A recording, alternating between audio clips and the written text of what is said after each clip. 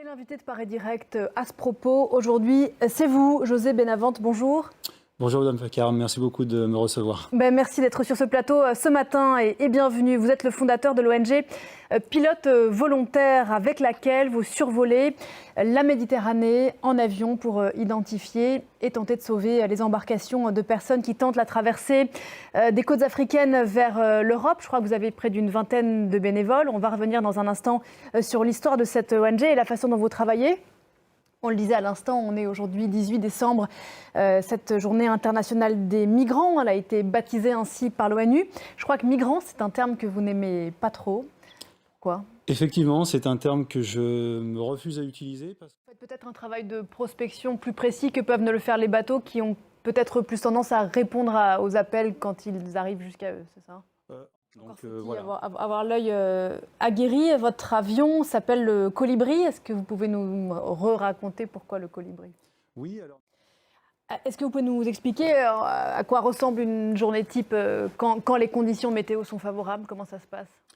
Alors vous repérez effectivement ce bateau et vous prévenez toujours les mêmes personnes ou vous avez plusieurs interlocuteurs ? Alors on a plusieurs interlocuteurs.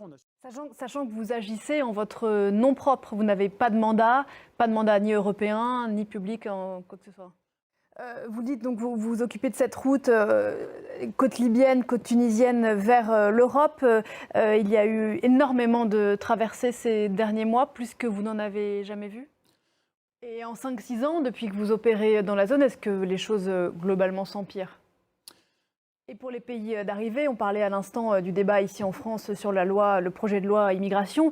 Quel que soit, si j'ose dire, le durcissement de ces lois immigration ici en Europe, ça n'a aucun impact sur le nombre de traversées et l'intention, quoi.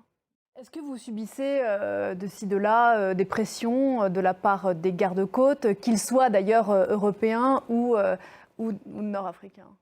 Et vous savez aussi parfois que ces bateaux qui sont repérés, qui sont certes sauvés du sauvetage, vont se retrouver retournés vers la Libye avec un sort terrible qui attend ceux qui ont tenté de fuir. Un dernier mot de l'avenir de l'ONG Pilote Volontaire. Vous ne vivez que de dons de particuliers et de fondations privées et vous manquez d'argent aujourd'hui ?